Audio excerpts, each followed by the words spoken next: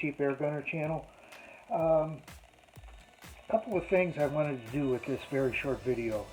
Number one, I wanted to share some information that might help anyone else that owns a Hatsan Bully who needs to remove the upper portion of the gun, barrel, and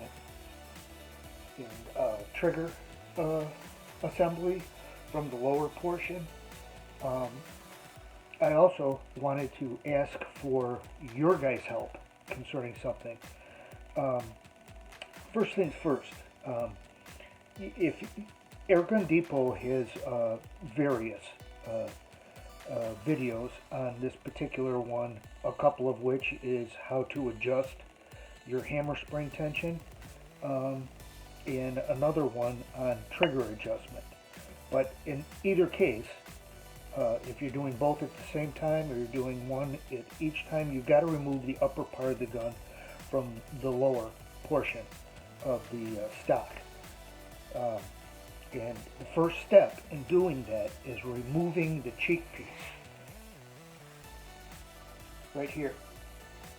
And if you watch their video, they're accurate in their steps of what to show you. But you press in the adjusting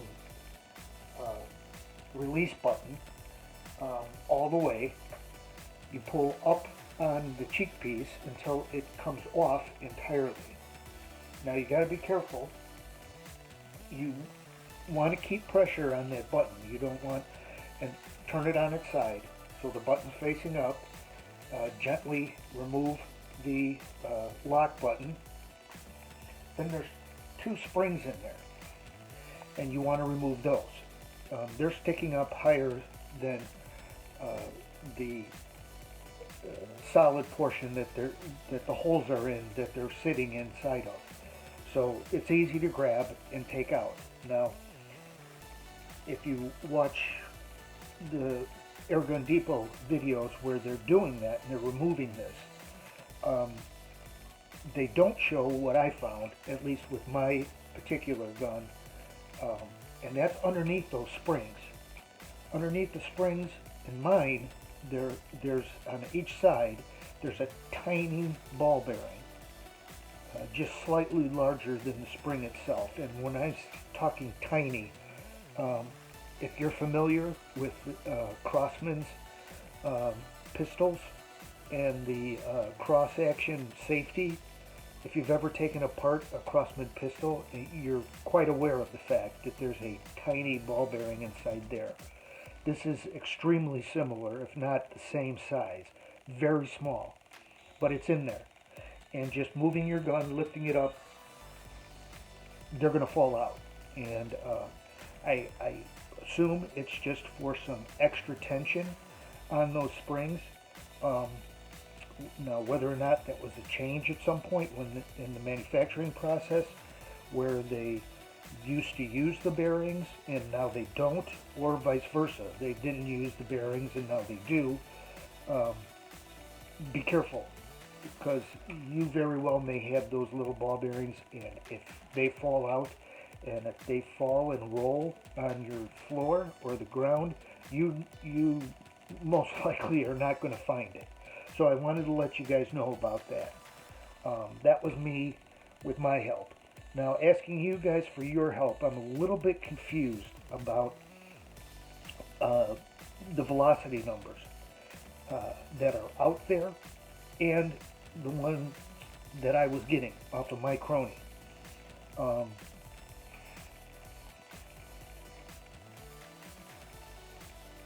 When you go online to any major online retailer that sells this particular gun, what I have found anyway, is the maximum velocity is listed as 850 feet per second. Okay? Now, I didn't get anywhere near that.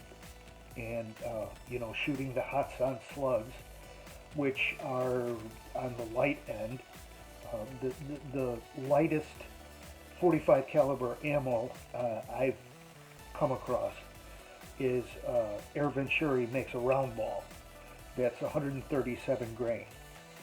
Uh, the Hatsan 45 caliber slugs are 168 grain. So they're heavier than the round ball, and there's another a slightly heavier 143, I believe, grain round ball that Air Venturi makes.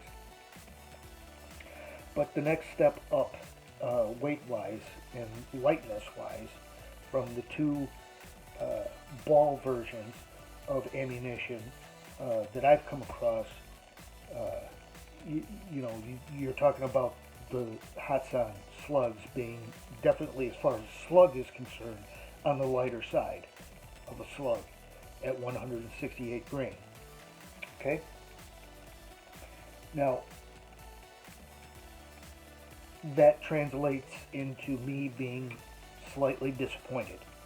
I believe the highest velocity I got so far with it was 795 feet per second. Okay? Nowhere near what you'll come across online where it says it's capable of shooting 850. Now, whether or not they achieved that 850 with lighter ammo, like a 137 grain round ball, I don't know. The one, thing that Hatsan's pretty good about publishing their velocities using lead ammunition, um, not lead-free ammunition, which I don't even think is available in a 45 caliber, but some type of lead ammunition. And like I said, there is a 137 grain round ball. I don't have those, so I can't test my theory that that's where they came up with their velocity. But one thing that was quite confusing to me, of course, being a guy, one of the last things I did on the unboxing and testing of the gun was actually look at the manual. But inside here, inside the manual, now what I've come across online, again, feet per second wise, 850 maximum. Uh, you'll also find certain places where it includes a claimed muzzle energy. And what I've come across, on the larger online retailers, is 290 FPE being a maximum energy that you can get from the gun. Now, to get that type of energy from a 137 grain round ball, you would have to shoot way over 850 feet per second. So I've kind of come to the conclusion, and Hatsan normally doesn't do this, but it's the only justification I could see. Publishing the maximum velocity that the gun can get has to be with lighter ammunition, lighter than what I'm using, 168.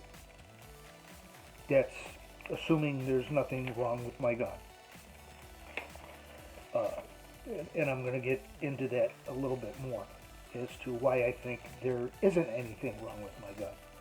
But, to achieve a published velocity and then achieve a published foot-pounds of energy of 290, you would have to use,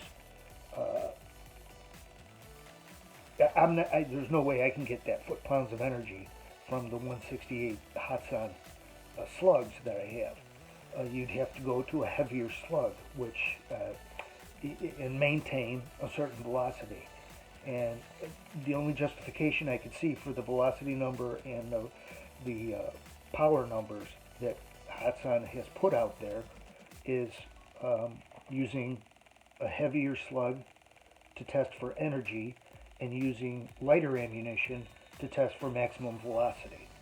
Now, normally what I've come across with my Hatsan guns is if you convert one, you use the maximum velocity of ammunition, and you take the claimed foot-pounds of energy that they say that their guns can get, and you cross-reference those numbers and come up with a certain weight of ammunition. Normally, shooting and testing my other Hatsan guns with that weight of ammunition justifies the fact that, oh yeah, the published velocity is accurate. It will shoot at that velocity, so many times even higher than that velocity, using their foot-pounds of energy number to come up with a weight of ammunition.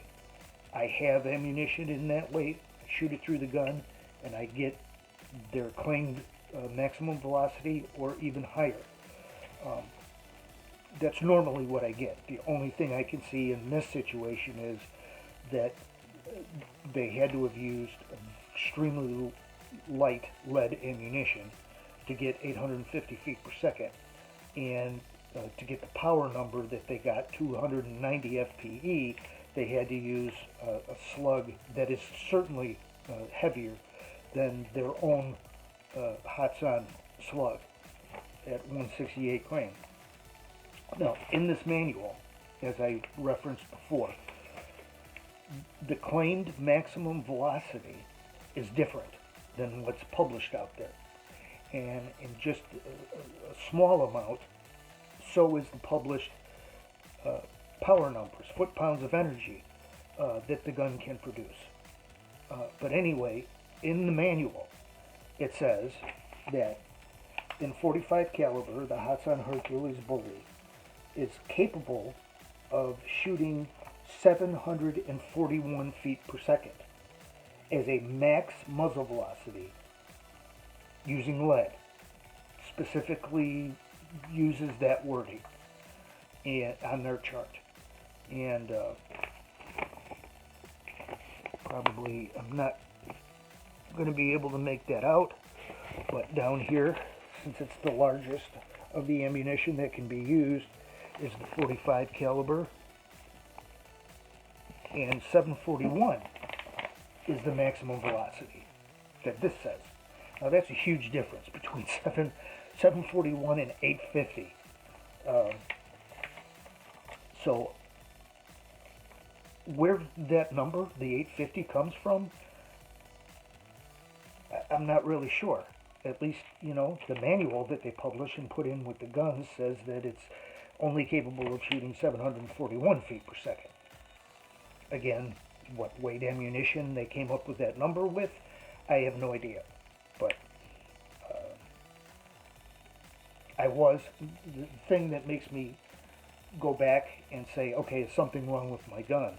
Okay, well, it was shooting 790, what was it? What was it that I said? 795? 795 feet per second, which is well over 741 feet per second. It's well under the 850, but I'm confused as to why those two different numbers are out there, and how they came about achieving those numbers in either case. Basically, what weight ammo did they use to come up with those numbers? Now, even though it has this much lower maximum velocity, it claims that the maximum power that the gun can produce in foot-pounds of energy is 292, just slightly higher than what everything else I find online. It says 290.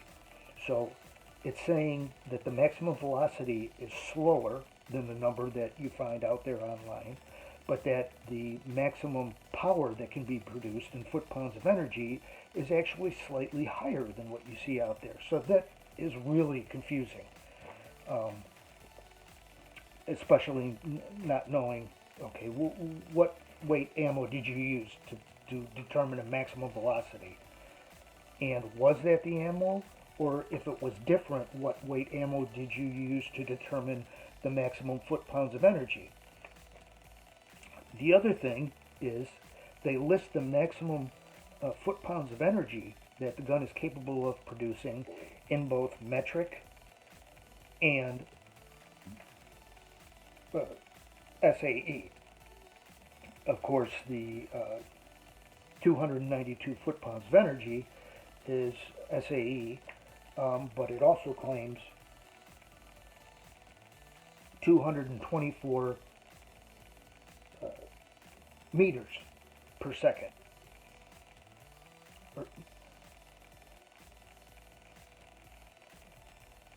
No, I'm sorry. That's that's not the power number. That's the velocity.